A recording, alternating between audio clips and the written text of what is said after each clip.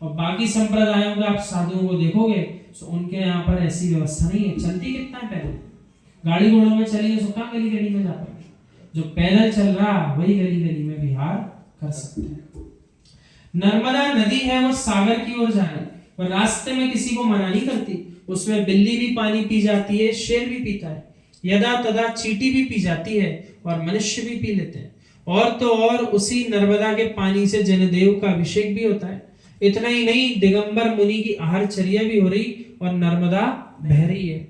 ज्ञानी नर्मदा कह रही है मैं नर्मदा कैसे बनी, हर हर नर्मदे, हर मद को हरण कर दो, यह है अर्थ इसका। हर हर नर्मदे, इसका अर्थ क्या है, हर मद को हर दो, समाप्त कर दो, हरण कर दो। मैं नीचे बहते हुए भी लोक में प्रसिद्धि पा रही हूं, क्योंकि मैंने बहना सीखा है पर्वतों से, पहाड़ियों से, जंगलों से, सारी जगह से। जो नीचे हो जाता है वो पूज्य हो जाता है, इसलिए जो ऊंचा उठना चाहते हैं वो नमना सीख जाए। तो जो नमना सीखेगा वो उतनी तेजी से ऊपर उठता चला जाएगा। मित्र सत्य है, कौन से जिनबिंब और कौन से मुनि जिनके दर्शन से मिथ्या के टुकड़े टुकड़े हो जाएं। यानी देखो, कौन सा ऐसा जिनालय हो, कौन सी ऐसी प्रतिमा हो, खूब सारे दर्शन करे, पर कभी कभी किसी विशेष प्रतिमा के सामने भाव विशेष बन जाते हैं। तो जिस जीव को कभी सम्यक नहीं हुआ, किसी विशेष प्रतिमा के दर्शन से भी सम्यक उत्पन्न हो जाता है तुरंत, और उसका अनुभव तो उसी को होता है, विशेष आनंद आता है। आहा, आज जैसा दर्शन में आनंद आया ऐसा तो कभी आया ही नहीं। कुछ होते विशेष तीर्थ, वहां जाकर जीव की भाव वर्गणाएं बदल जाती है पूरी तरह। उसका मन ही नहीं करता कि मैं यहाँ से जाऊं, ऐसा लगता है इसी क्षेत्र में मैं विराजमान हो जाऊं। मित्र सभी से कह देना, जितने जनालय, जितने जिन बिंब स्थापित कर रहे हो, विशुद्धि के परिणाम रखना। मित्र जो दान नहीं देता वो हिंसक होता है। मान चाहिए तो दान देना सीखो, और अपमान चाहिए तो मांगना सीखो। है ना, आचार्य भगवान तो स्पष्ट कहते हैं, जो मांगता है उसका क्रम सबसे नीचे, जो देना जानता है उतना ही ऊपर है। यदि तुम जैन शासन के मित्र हो तो सारे नगर में ये बातें घुमा देना। मान चाहिए, सम्मान चाहिए तो दान देना सीख लो, और अपमान चाहिए तो दूसरों के घरों से मांगना सीख लो। अहो ज्ञानियों, मांगने वाले को सम्मान नहीं दिया जाता, मांगने वाले के तो हाथ नीचे रहते हैं और देने वाले के हमेशा ऊपर रहते हैं।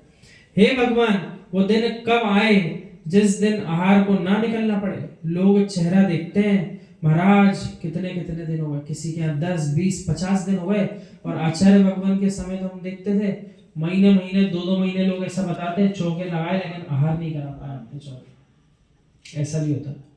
तो देखो जीव क्या कर रहा है, अपना भक्ति भाव तो सबके अंदर है, लेकिन पुण्य जिसका प्रबल है उसके यहाँ पर है। ज्ञानियों, श्रावक जब आहार देता है तो मुनिराज को भी हाथ नीचे करना पड़ता है, लेने वाले को नीचा हाथ करना पड़ता है, देने वाले हाथ ऊपर रहते हैं। भैया जल्दी जल्दी ऐसा काम करो कि लेना बंद हो जाए। आचार्य भगवान का तो ऐसे ही मन करता आहार को ही नहीं जाना पड़े, लेकिन क्या है, मजबूरी है। और आहार का भी क्रम कैसा बताया, सामायिक अच्छी करना हो तो मुनिराज से कहा है मूलाचार्य जी ने कि पेट के 4 भाग करो। कितने भाग करो, उसमें से भोजन पदार्थ मात्र 2 भाग के बराबर करो। कितने भाग करो, 2 भाग भर के भोजन जो आपने किया वो 2 भाग, 1 भाग जल से पूरित करो। कितना, 1 भाग, और तीसरा भाग जो है वो खाली रखो। जो ऐसा क्रम का पालन करते हैं उनकी समाई आराम से होती है, और जो ऐसा क्रम का पालन नहीं करते समाई गड़बड़ा जाती है। तो यहाँ कह रहे हैं जो दान नहीं देता वो हिंसक है। क्यों? आचार्य भगवान अमृतचंद स्वामी लिखते हैं पुरुषार्थ सिद्ध उपाय में, ऐसे लोग भी मिल जाएंगे जो मंदिर में भी दूसरे से पूछते हैं डिब्बी लाए हो, निकालो, भगवान को द्रव्य चढ़ाएं। हे मित्र, मांगना है तो खाने को मांग लेना, पर भगवान को चढ़ाने को किसी से नहीं मांगना। अब बताओ, वो उस भोले जीव से ज्यादा बेचारा भोला कौन होगा, जो द्रव्य भी घर से लाने की जगह क्या कह रहा, भैया तुम ही दे दो द्रव्य तो चढ़ा दे। तो ऐसा नहीं करना, अपने घर का द्रव्य ले जाओ, उसी को चढ़ाओ। मित्र, संसार की लीला तो मैं सोचते सोचते सोचते ही रह जाता हूँ। 3 बार लिखा है, सोचते सोचते सोचते रह जाता हूँ।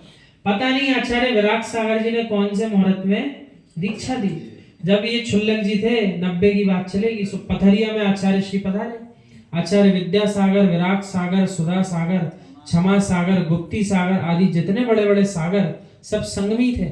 मैं छोटा सा था, आचार्य श्री बोले इतनी जल्दी तुमने दीक्षा ले ली और फिर पास में बिठा लिया मुझे, ये किसकी बात चल रही है? आचार्य विद्यासागर महाराज।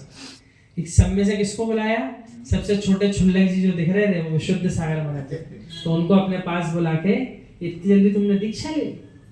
बेटा सुन, छोटे बनकर जियो, सबका दुलार मिलता है। अरे भाई मैं तो त्यागी हूँ, पिल्लों को भी लोग गोद में उठा लेते हैं। छोटे बनकर जियो, बड़े गुरुओं से स्पर्धा मत करो, श्रद्धा करो। वे अज्ञानी लोग हैं जो स्पर्धा करते हैं, मैं तो सबके पास चला जाता हूँ, ऐसा देखा भी है। वे कहीं विकल्प नहीं करते, आप बुलाने आओगे तो ही जाएंगे। वे तो कह रहा मत आओ, हम तब भी आ जाएंगे। और कोई नहीं मिलना चाहे तो भी मिलाते जाते, उनको कोई विकल्प रहता ही नहीं। भाई आपको मालूम होना चाहिए कि कितने बड़े बड़े जीव हैं इस जगत में, इन्हें सबका निर्माण हो, इसलिए सबके प्रति विनय का भाव रखो। दान नहीं देने वाला पापी है। मित्र, मंदिर में दो प्रकार के लोग मिलेंगे, एक वो जो भरी थाली रखी है फिर भी दो दो दाने चढ़ाएंगे, और एक वो हैं जो भर भर के चढ़ाएंगे पर दोनों ही कंजूस लोग हैं।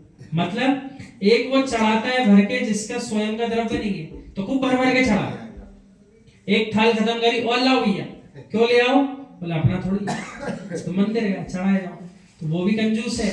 और दूसरा जिसको थाल मिल गई तब भी दो दो दाने चढ़ा रहा तो उसकी थाली खत्म नहीं हो पाएगी, कितनी पूजा करनी, तो वो भी कंजूस है।